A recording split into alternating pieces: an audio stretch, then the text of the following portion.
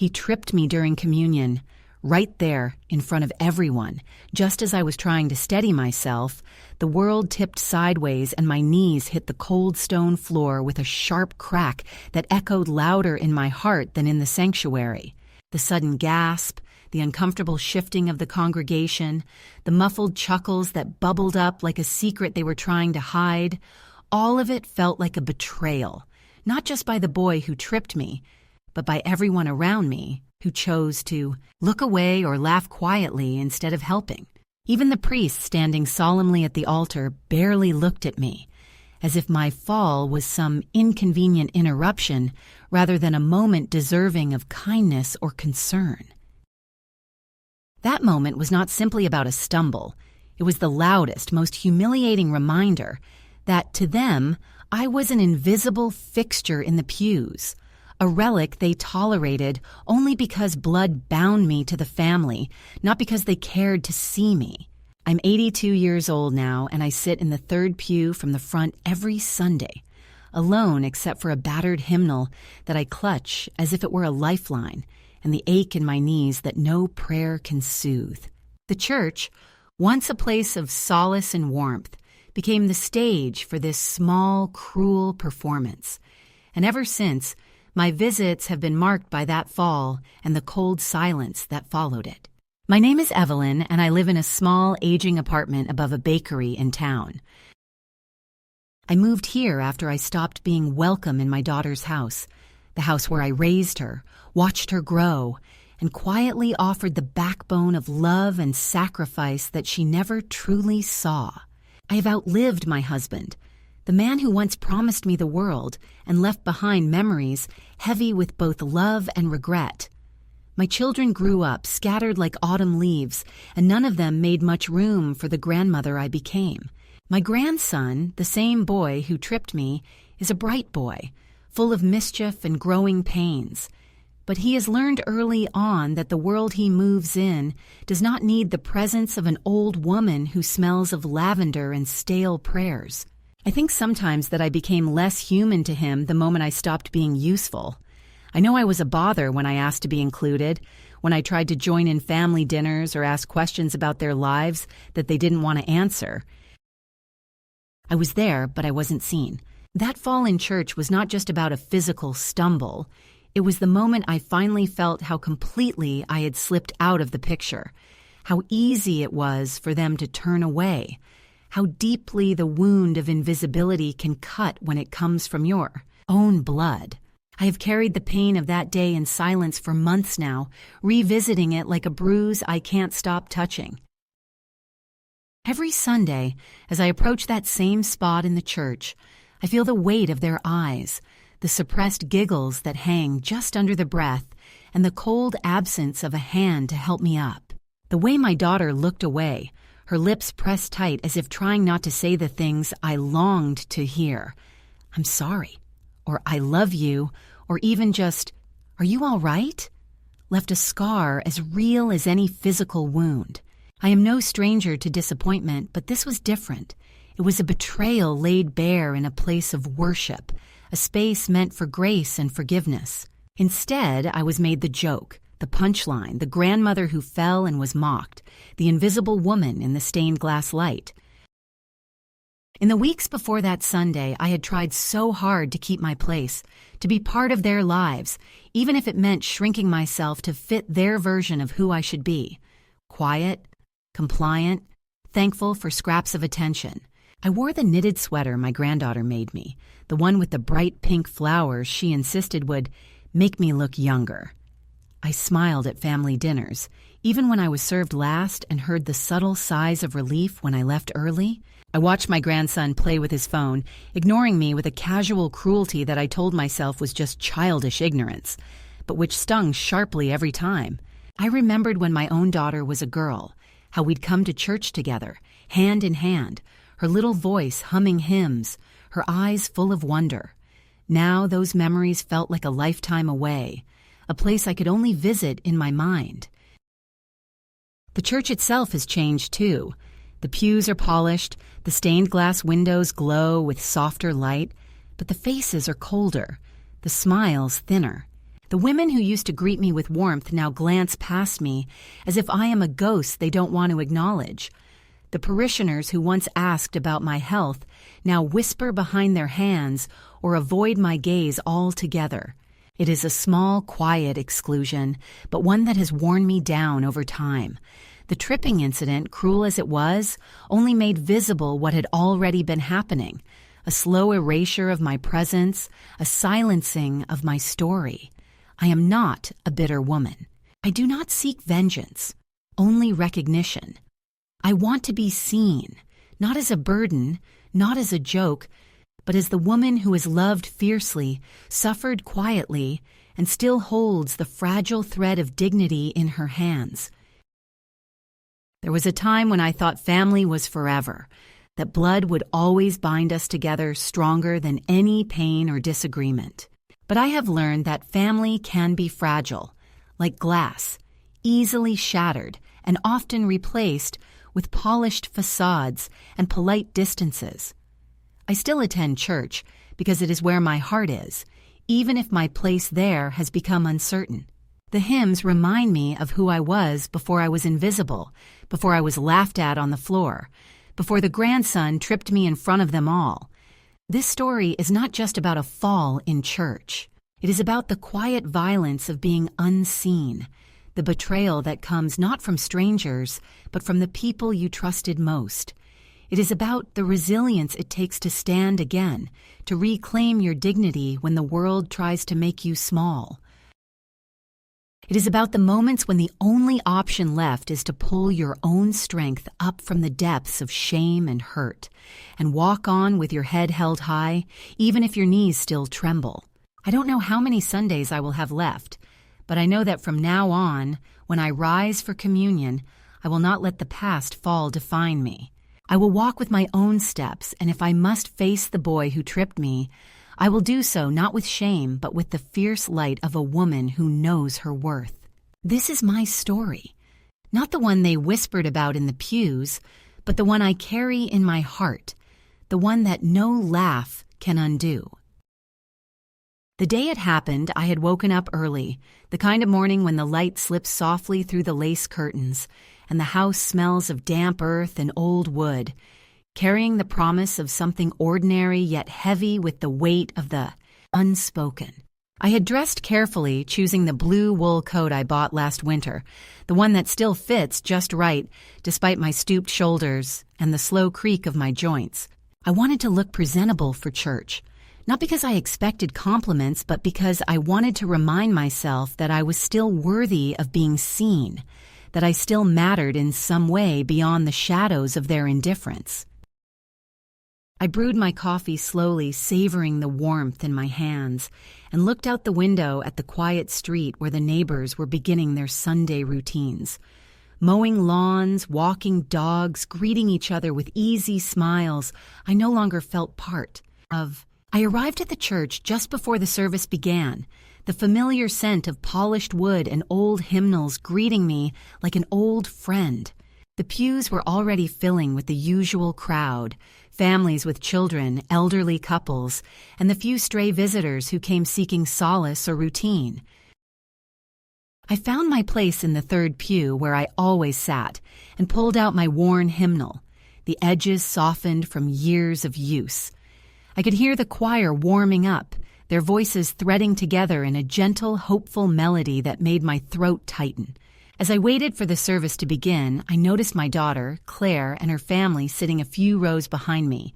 She was busy corralling her children, her eyes scanning the room as if checking for approval or surveillance, a habit I had grown to recognize as part of her constant need to control every detail, including how I was perceived.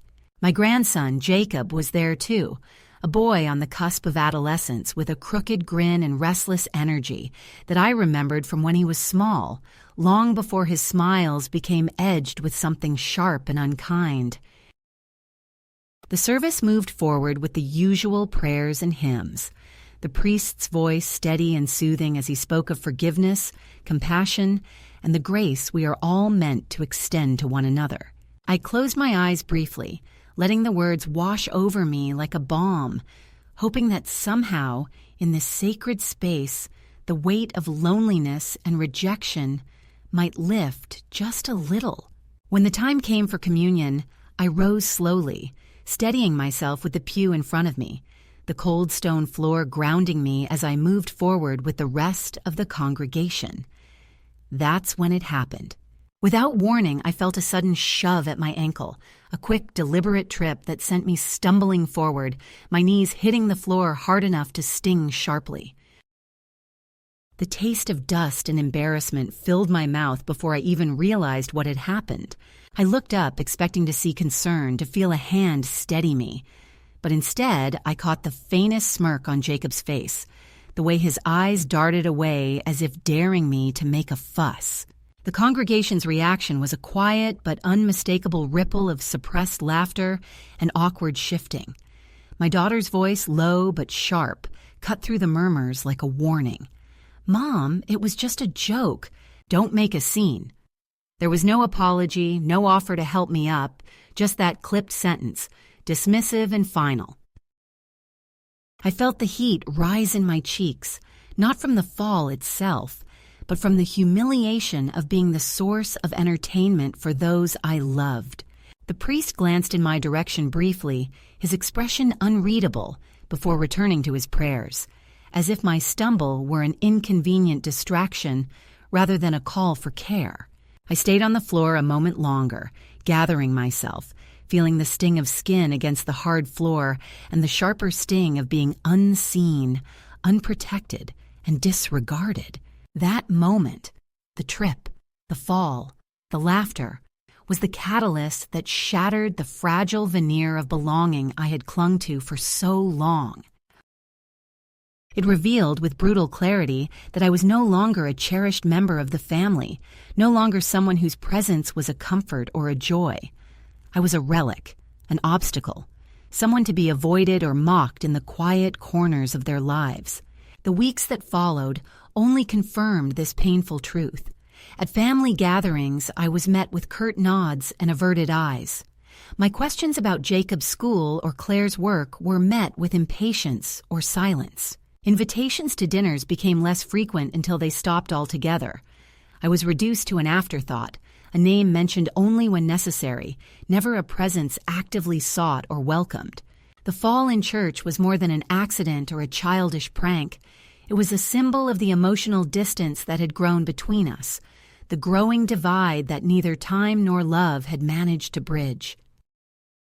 I realized that the boy who tripped me was acting out a learned behavior, reflecting the unspoken attitudes of the adults around him. Attitudes that saw me as an inconvenience, a reminder of a past they wanted to forget. I remember one afternoon sitting alone in the park, watching families pass by, their laughter ringing out in the golden afternoon light, and feeling a profound loneliness settle over me like a shadow. It was not just the absence of company, but the absence of respect, of recognition, that cut deepest. I was a grandmother who had given everything, only to be pushed aside when the giving was no longer convenient. That Sunday became a turning point in my life. I began to see with new eyes the subtle ways I had been edged out, conversations I was excluded from, plans made without me, the quiet assumption that I would always be there, waiting silently and obediently. I realized that to continue like this was to accept a slow erasure of my identity, a fading into nothingness. And so, quietly and with growing resolve, I began to reclaim myself in small ways. I started attending weekday services alone, where no one knew my name or my story. I took walks in the early morning, breathing in the crisp air and reminding myself that I still had a right to be here, to live, to be seen. The fall was a wound, yes, but also a wake-up call, a cruel, necessary catalyst for change. In the sacred silence after that Sunday's service, as the congregation filed out and the church emptied of voices and footsteps, I stayed behind a moment longer. I knelt at the altar, not in prayer but in quiet promise, to myself, that I would no longer allow myself to be tripped, silenced, or dismissed. The world might see me as old and invisible, but I was still here, still standing, still worthy. The boy who tripped me might not understand the weight of what he did, but I understood perfectly. That fall was not the end of my story. It was the beginning of a new chapter, one where I would walk forward with my own strength, unafraid and unbowed, even if my knees still ached. After that day in church, when my knees still throbbed with the dull ache of bruises both seen and unseen, I began to notice the subtle shifts that turned the fall from an isolated incident into a slow, unrelenting tide that threatened to pull me under. At first, the changes were almost imperceptible, like the gentle erosion of a riverbank, until the earth beneath your feet crumbles away without warning. My daughter, Claire, who had always been the one I leaned on, the daughter I believed would be my refuge in old age, started treating me with an increasing coldness that no longer even disguised itself as patience or concern. She spoke to me in clipped tones, her words weighed down with impatience, and her eyes often flicked away before I could find the comfort I sought in them. At family gatherings, I became a shadow on the edge of conversations, a presence more tolerated than welcomed, as though my stories and questions were interruptions to a narrative I no longer belonged to. Jacob, my grandson, who had tripped me that day and laughed while doing it, seemed to grow bolder in his disregard. It was not just the incident in church anymore. It became a pattern. I found my reading glasses hidden in the freezer one afternoon, my favorite shawl tossed unceremoniously on a chair instead of folded neatly as I had always taught him. When I asked him why he did these things, he shrugged with a careless smirk, saying, "It's funny, Grandma." The laughter that followed was never mine, though.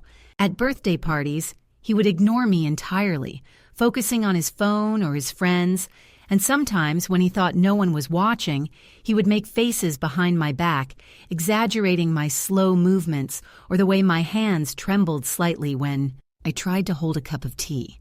Each small act was a silent message. You don't belong here. Not really. The sting of invisibility deepened into a quiet ache that settled in my bones. The house, once a place I called home, became a landscape of exclusion. Claire rearranged my room without asking, removing photographs that held memories of a lifetime and packing them away for safekeeping. My belongings, once treated with care, were now brushed aside like clutter. Family dinners, which used to be a time of laughter and shared stories, turned into hurried affairs where I was served last and encouraged to eat quietly before retreating to a corner where I wouldn't be in the way. Invitations to outings and holidays became fewer and more fleeting, often canceled last minute with excuses that sounded rehearsed and insincere. When I voiced my feelings, I was met with gentle admonishments to not make a fuss, or that everyone was busy, as if my presence was a disruption rather than a desire. The warmth I had once known in the embrace of family faded into a polite, distant coolness that I could neither thaw nor escape. Social media and family group chats, those modern webs of connection, only served to highlight my isolation. I was removed from the family WhatsApp group without explanation, my messages ignored or answered tersely, if at all. Photographs of celebrations, birthdays, and vacations were posted online, smiling faces of children and grandchildren framed with captions that never mention me. When I called to ask about plans or to share a memory, the phone would ring unanswered, or conversations would end abruptly with promises to talk later that never came. I was no longer part of the story they told themselves and the world. I was a forgotten character, slowly erased from the pages by silence and neglect. The small kindnesses I once held onto as proof of belonging became increasingly rare. The neighbor who used to stop by for a cup of tea no longer came, citing her own busy schedule. The church friends who once saved me a seat or asked after my health moved away or drifted into other circles. The loneliness was a weight that settled over me, pressing down on my chest and whispering lies about my worth and my place in the world. I learned to hide my tears, to mask my hurt behind polite smiles and practiced calm, because showing weakness only seemed to invite further exclusion. I became an expert at fading into the background, at making myself as small and unobtrusive as possible, hoping to be seen but never heard. One afternoon, as I sat in my dimly lit living room, the late afternoon sun casting long shadows across the worn carpet, I found a message waiting on my phone. It was a video sent anonymously to the family group chat, showing clips from church, Jacob tripping me, the moment I fell, and the suppressed laughter that followed. The caption read, "Old lady can't keep up." I stared at the screen in disbelief, the sting of humiliation sharper than ever. My hands trembled, not from age, but from the shock of being made a public spectacle by my own family. When I called Claire, my voice barely above a whisper, she said only, "Stop making trouble. You're embarrassing us." And with that, she hung up. The slow escalation of cruelty was no accident. It was a deliberate, unspoken decision by those closest to me to push me out, to rewrite the narrative of our family without me in it. The pain was not just from the acts themselves, but from the acceptance, the complicity, and the silence that surrounded them. It was the absence of apology, the refusal to acknowledge my hurt, and the quiet consensus that my feelings did not matter. I began to question everything I had known about love and loyalty, about family and belonging. How could those who once held my heart so tenderly now turn away with such coldness? The weight of rejection pressed down, threatening to crush the fragile spirit I had tried to preserve. Yet amid the quiet erosion, a small flame of defiance flickered within me. I refused to be erased completely, to become a ghost in my own life. I began to keep a journal, writing down the moments of kindness that still found me, a smile from a stranger, a bird's song at dawn, the warmth of sunlight on my face. I found solace in small acts of care, brewing a perfect cup of tea just for myself, knitting a scarf in deep, comforting colors, walking slowly through the neighborhood park and feeling the earth beneath my feet. These acts were tiny rebellions, small affirmations of my right to exist, to be seen, and to be valued on my own terms. In church, I started arriving earlier, sitting alone in the back pews away from the family, where no one could see me or judge me. I whispered prayers not for forgiveness or acceptance, but for strength and clarity. I listened to the hymns with a new understanding. They were songs of resilience and hope, a reminder that even in the darkest seasons, light can return. The fall had been a painful awakening, but it also marked the beginning of a journey toward reclaiming my dignity and my voice. The first escalation was not a sudden explosion, but a slow, grinding unraveling of my place in the family and in the world I once knew. It was a lesson in the quiet cruelty of neglect and the resilience required to survive it. Each small betrayal, each act of dismissal, chipped away at the walls I had built around my heart, forcing me to confront the truth that love, when conditional and withdrawn, can be more devastating than any open wound. But it was also the moment I began to find my way back to the woman I had been before the fall, and to the woman I still could be, standing tall despite the fractures. The weeks following the slow unraveling of my place within the family marked a profound shift in how I saw myself and the life I was living. It was as if a veil had been lifted, revealing not just the painful truths I had long suspected, but also the fragile threads of strength and dignity I still possessed, waiting to be woven into a new tapestry of belonging, one I would create for myself, rather than wait to be offered. I began to see the fall in church not as a defeat, but as a turning point, a moment that signaled the end of silent acceptance and the start of quiet reclamation. It was not an easy transformation, nor was it sudden.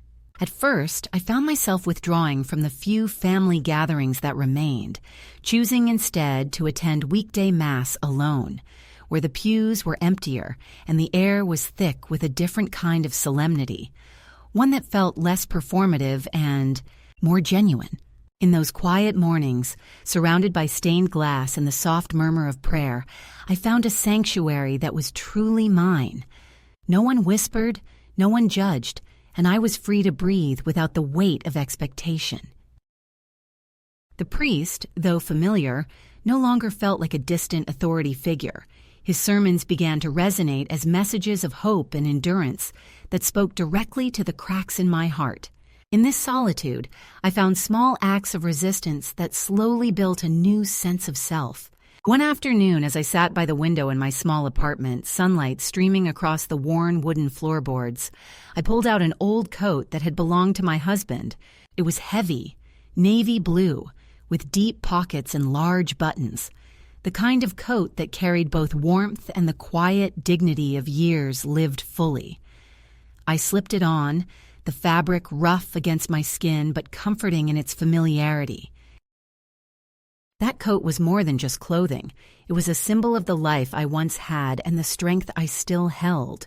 Wearing it, I felt a subtle but powerful reclaiming of identity, a quiet assertion that I was more than the sum of their dismissals and neglect. Alongside these symbolic acts, I began to carve out a daily rhythm that nourished my spirit rather than depleted it. I started volunteering at the church, offering my time to prepare the sanctuary for services or to help with the weekly food drives. These tasks, humble as they were, gave me a renewed sense of purpose and connection. It was not about being seen by my family, but about being useful in a way that felt authentic and self-chosen. The people I met there, other volunteers, parishioners who welcomed me without judgment, became a small but vital community, a patchwork of compassion and shared experience that contrasted sharply with the coldness I had known at home. One of the most significant moments of this shift came on a day when the church hosted a gathering for seniors. I arrived early, wearing my husband's coat, the deep green of the fabric catching the light as I walked through the doors. The room was filled with familiar faces, some kind, some indifferent, but I found a place at a table near the window and quietly observed. As the event unfolded, I felt a strange mixture of longing and peace, a recognition that this was a new chapter, not a continuation of the old story. I spoke with a few women who shared their own stories of loss and resilience, and in their words, I found echoes of my own journey. We laughed softly over tea and cookies, our conversations weaving a fragile web of connection that lifted the weight of isolation just enough to make the day feel less heavy. This time of reflection and quiet rebuilding also led me to establish boundaries I had never dared to set before. I stopped answering calls and messages that drained me, ceased attending events that left me feeling small and unseen. I began to say no without guilt, to prioritize my own needs and well-being over the expectations of others. This was not a rejection of family, but a reclaiming of self, an acknowledgement that my life, my happiness, and my dignity mattered in their own right. The world I had known, defined by sacrifice and accommodation, was giving way to a world where I could finally breathe freely and stand firmly in my own truth. One evening, as I sat by the window watching the fading light turn the sky soft shades of pink and gold, I wrote a letter. Not to my daughter, not to my grandson, but to myself. I wrote of pain and hope, of endings and beginnings, of the courage it took to step away from old roles and expectations. The letter was not a plea for forgiveness or reconciliation. It was a declaration of self-respect and resolve. I folded the paper carefully and placed it in a drawer, a quiet testament to the woman I was becoming, a woman who would no longer be tripped or silenced, who would walk forward with dignity no matter how uneven the path. This midpoint in my story was a subtle but profound turning point, a shift from passivity to agency, from silence to quiet strength. It was not marked by grand gestures or dramatic confrontations, but by the small, steady acts of self-care and self-assertion that build the foundation for true resilience. In choosing to honor my own worth, to seek out spaces of peace and belonging beyond the confines of family pain, I began to heal the fractures in my heart. The road ahead was still uncertain, and the shadows of the past lingered, but I was no longer defined by them. Instead, I was becoming the author of my own life, writing new chapters with each breath, each step, each moment of grace. As I settled into the fragile new rhythm I had begun to create for myself, the past came rushing back in ways I had hoped to avoid, but had to face with steady eyes and an unflinching heart. The second escalation was not a sudden storm, but a slow and insistent pressure that crept into the edges of my life, testing the boundaries I had set and challenging the strength I thought I had gained. It began with a letter, slipped beneath my door one chilly morning, its edges worn and creased, the handwriting unmistakably my daughter Claire's. I held it in my hands longer than I dared, the weight of old wounds pressing down like a stone on my chest. The letter was full of pleas and excuses, an attempt to bridge a gap that had grown wider than words could easily mend. She wrote of misunderstandings, of stress, of how much Jacob missed me, and how much she wanted our family to be whole again. But beneath the words, I could feel the unspoken demands, the expectation that I would fall back into my old role, quietly accepting the pain and pretending it never happened. Not long after, a phone call came that I did not answer, but the message was clear enough.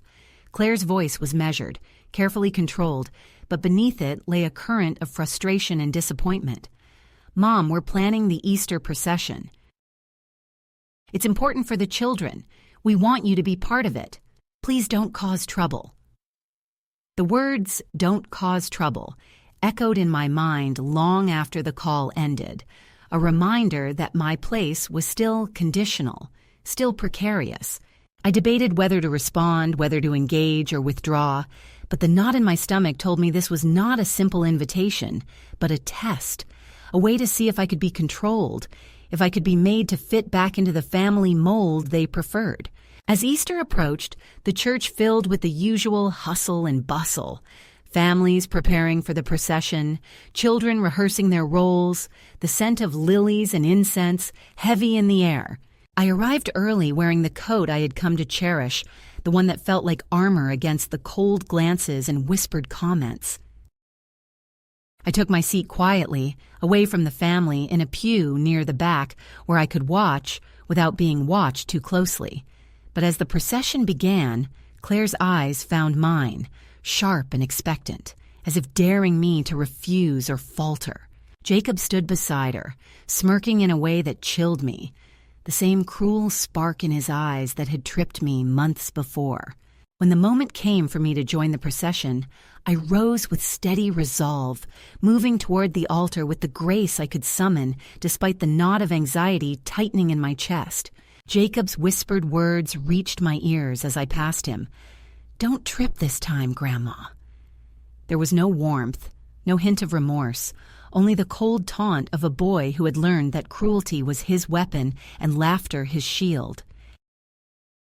I met his gaze for a fraction of a second, holding my head high, refusing to give him the satisfaction of seeing me shaken. The congregation's eyes flicked between us, the tension palpable in the air. I could feel the weight of their judgment, the silent debate about whether this was a family drama best ignored or a scandal waiting to unfold. The priest led the procession with calm authority, but I sensed his unease, the tightness in his jaw, the way his eyes darted toward the family with concern and frustration. That day, the church was not a sanctuary, but a battleground, a place where old wounds were reopened and new ones inflicted. After the service, Claire approached me with a forced smile, her words clipped and rehearsed. "Thank you for coming, Mom." We want this to be a fresh start, but her eyes betrayed a calculation, a hope that I would bend, that I would apologize for the fall, for the hurt, for my refusal to remain silent. I simply nodded, my voice steady but firm as I said, "I am here, Claire, but I am no longer silent." The conversation ended there, unresolved but charged with the unspoken understanding that this was far from over. The days that followed brought a series of subtle but unmistakable pressures. Claire began to involve other family members, sending texts and messages that painted me as difficult, stubborn, and unwilling to forgive. There were invitations to dinners I knew would be tense, to gatherings where I was expected to play the part of the compliant grandmother, to smile and nod and never speak of the fall or the months of coldness that had followed. I declined politely, choosing instead to focus on the small community I had found in the church and among the few friends who had stood by me. But the isolation I had fought so hard to escape seemed to creep back, wrapped in the guise of concern and family duty. One afternoon, a social worker from the local community center appeared at my door, introduced herself with a warm smile but a professional distance. She said she had been contacted by Claire, who was worried about my well-being and wanted to ensure I was safe. The visit, though kindly meant, felt like an intrusion, a reminder that my family's concern came with strings attached and conditions I was not willing to meet. I assured the social worker that I was well, cared for, and surrounded by friends who supported me, but I could see in her eyes the unspoken question: why was a woman of my age living alone and resisting the family's attempts to help?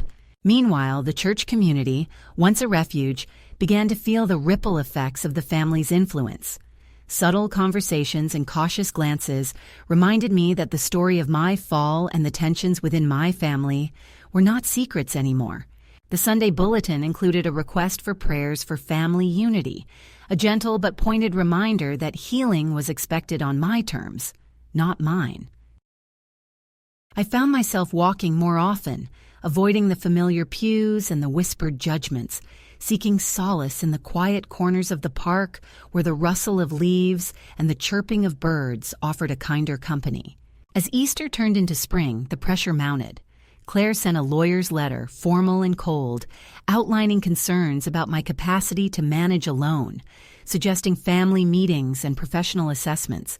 The tone was clinical, devoid of warmth, as if I were a problem to be solved rather than a person to be loved. The letter arrived on a day when I was already exhausted by the weight of loneliness and the constant struggle to assert my independence. I read it slowly, the words blurring through tears that I refused to let fall openly. The letter was not just an attempt to control, but a declaration of their intent to reclaim what they believed they owned: my time, my space, my dignity. I did not respond immediately. Instead, I sat quietly in my living room, the letter folded on the table beside my cup of tea, thinking about what it meant to fight for oneself when those closest to you wield power like a weapon. I thought about the boy who tripped me, about my daughter's clipped apologies and thin smiles, about the priest's uncomfortable glances and the congregation's whispered gossip. And I realized that this second escalation was not just about family or church. It was about the larger battle every woman of my age fights to be seen and respected in a world that too often dismisses us as invisible or burdensome. The tension reached its peak one chilly afternoon when Claire and Jacob came to visit unannounced. They arrived with forced cheer, the kind that feels rehearsed and fragile, like a glass about to shatter. Jacob's eyes held the same sharp edge, and Claire's voice was carefully controlled. They spoke of reconciliation and the importance of family, but beneath the surface lay the old patterns of control and expectation. When Jacob passed by me, his smirk returned, a silent challenge that ignited a fire I thought had long been extinguished. Without thinking, I reached out and, with the swift clarity of a woman reclaiming her dignity, I pulled down his trousers, exposing him to the stunned silence of the room. The shock on his face was immediate and raw. The laughter that had once been mine now turned back upon him in a quiet, powerful justice. Claire gasped, her composure breaking for the first time, and I stood tall, unashamed, knowing that in that moment I had taken back the power that had been stolen from me. The visit ended abruptly, with Claire's angry words hanging in the air and Jacob retreating into stunned silence. But in the days that followed, I felt a shift, a subtle but profound change in the dynamic that had held me captive for so long. The second escalation, painful and tumultuous as it was, became the crucible in which my resilience was forged. I was no longer the woman who could be tripped and laughed at. I was a force to be reckoned with, a grandmother who refused to be invisible or silent. This chapter of my life was not defined by the cruelty of family or the echoes of past pain, but by the fierce determination to reclaim my dignity and my voice. The road ahead remained uncertain, but I knew now that I would walk it on my own terms, with strength born of hardship and the quiet certainty that I was still here, still standing, still worthy, and still unbreakable. The moment I had longed for and dreaded arrived with a quiet inevitability, unfolding one Sunday morning in the church that had witnessed both my fall and my rise, my silence and my defiance. Easter was approaching, the most sacred time of the year when families gathered to celebrate renewal and forgiveness, and the air was thick with anticipation and whispered hopes. I arrived early as usual, the familiar weight of my navy coat settling over my shoulders like a shield, and took my place in the pew, a little apart from the others, observing but no longer invisible. The congregation was a sea of familiar faces, some welcoming, others distant, many caught between pity and judgment. But my gaze was fixed on the family, especially on Jacob, my grandson, who sat with that same mischievous spark, unaware that the story was about to shift.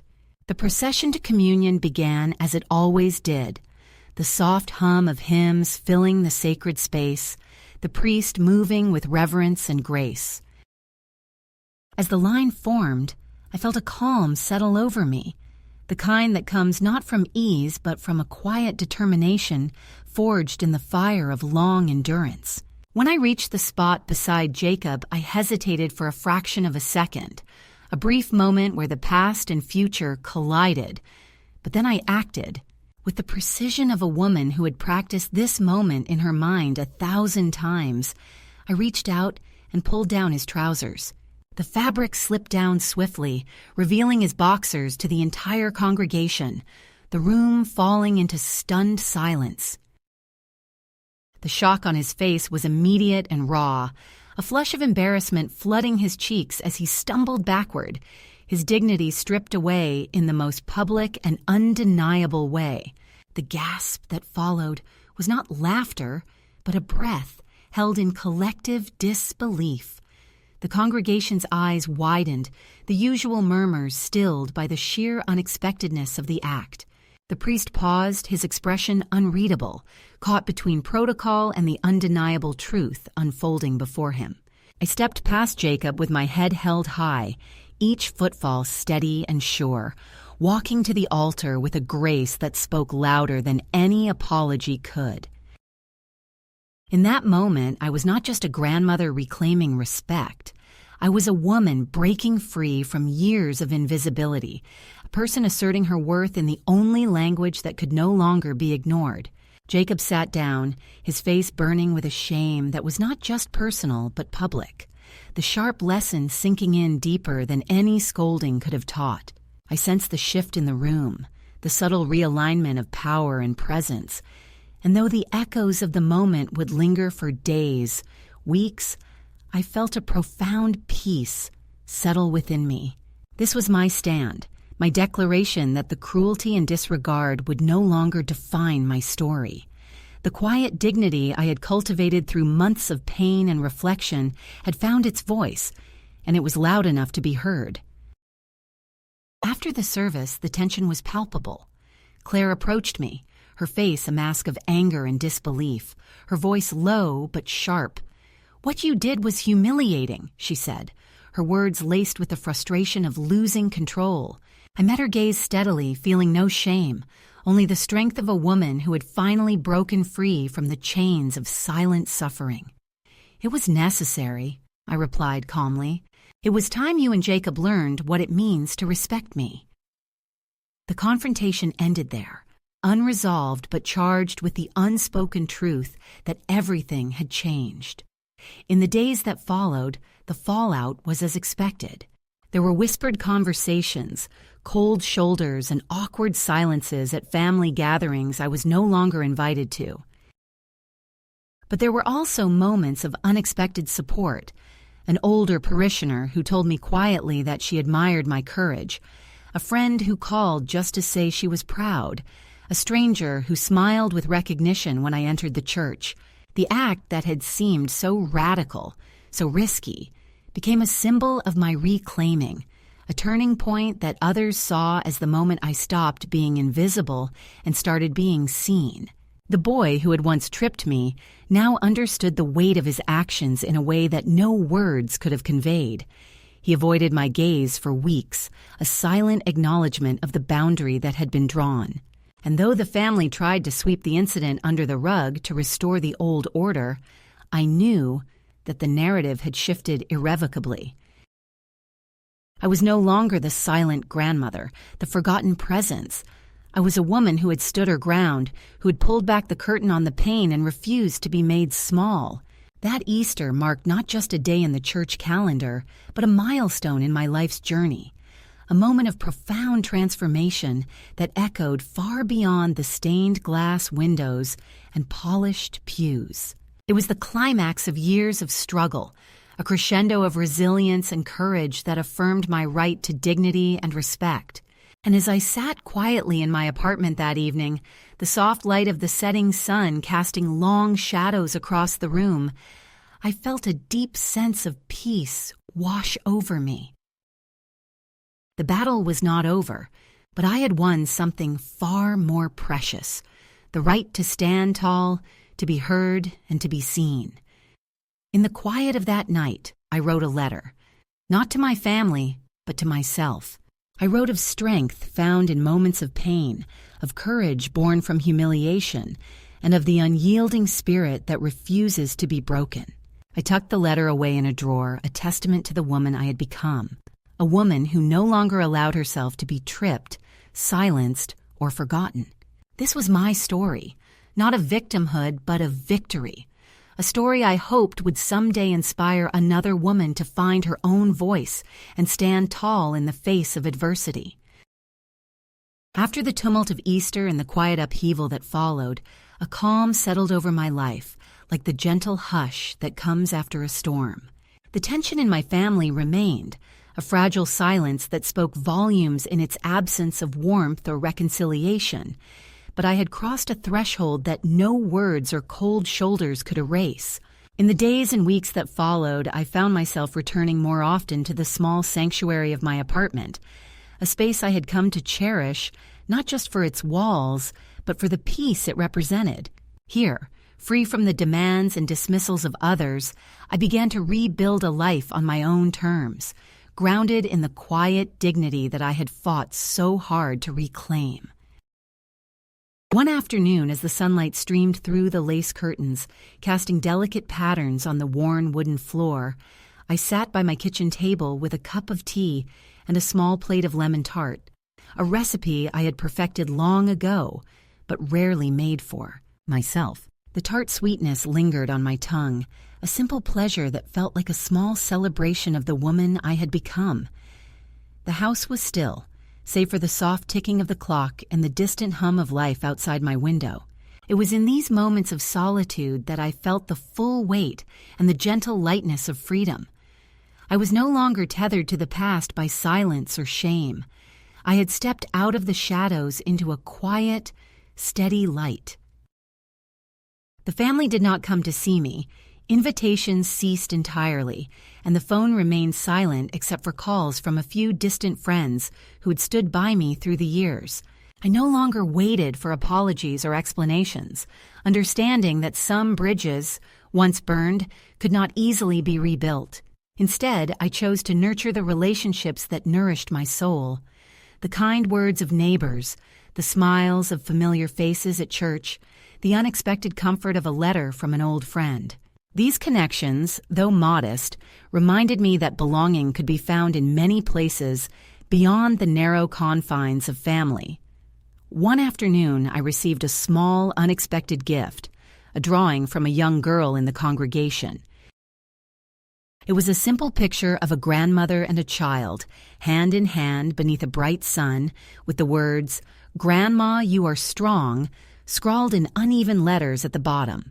I held the drawing close to my heart, tears blurring my vision, not from sadness, but from a deep, quiet gratitude. It was more than an apology or a sign of forgiveness. It was a reminder that my courage and dignity had not gone unnoticed, that I mattered to someone beyond the walls of my own home. In the evenings, I began to write letters, not to the family that had distanced itself, but to other women like me, women who had been silenced, dismissed, or made invisible. I wrote of resilience and hope, of the strength found in standing up for oneself even when the world insists you stay small. These letters were my way of reaching out, of weaving a tapestry of shared experience and quiet empowerment. They were not always sent. Some I kept tucked away in a drawer, a private testament to the journey I had traveled and the woman I had become. The church remained a part of my life, not as a place of judgment, but as a refuge where I could find moments of peace and community. I no longer sat in the same pew as the family, but found my own space among those who saw me without pity or disdain. The priest, once distant, now greeted me with a nod of respect, and the parishioners who had whispered behind their hands offered smiles that felt genuine. In this small community, I discovered a new kind of family, one built on acceptance and kindness rather than obligation or control. Reflecting on the journey, I understood that the fall in church, the laughter, the tripping, and the subsequent trials were not the end of my story, but the catalyst for a transformation that had been long in coming. I had moved from invisibility to presence, from silence to voice, from pain to quiet strength. The act of pulling down Jacob's trousers was not one of cruelty, but of reclaiming power and demanding respect in a world that had too often denied me both. As the seasons changed, I continued to live with intention and grace, embracing the freedom that came from choosing myself when others would not. I learned to love the woman I saw in the mirror, the woman who had weathered storms and stood tall despite them. The scars remained, yes, but they were part of the tapestry of resilience, proof that I had survived and thrived. On quiet nights, I would sit by the window with my journal and a pen, writing letters to the younger versions of myself and to the women yet to come. I would remind them that dignity is not given but taken, that strength is found not in perfection but in persistence, and that the courage to stand alone can lead to the most profound belonging. These words, written in the soft glow of lamplight, were a gift I gave to myself and to anyone who might one day need them. This is not just my story, but a shared story, one of countless women who have been tripped, dismissed, or made to feel invisible. To them I say, do not wait for permission to be seen, to be heard, to be valued. Take your place with quiet courage and fierce love. Your story is not over, it is just beginning. And when you find your voice, use it to build a life of your own, one that honors your worth and celebrates your strength. In this final chapter, I am no longer the woman who stumbled in the church, nor the one who was laughed at or ignored. I am Evelyn, standing tall, speaking clearly, and living fully. And if this story finds you in a moment of doubt or despair, know that you are not alone. There is strength in your steps, dignity in your silence, and power in your voice. Walk forward with your head held high, for you are seen, you are worthy, and you are enough.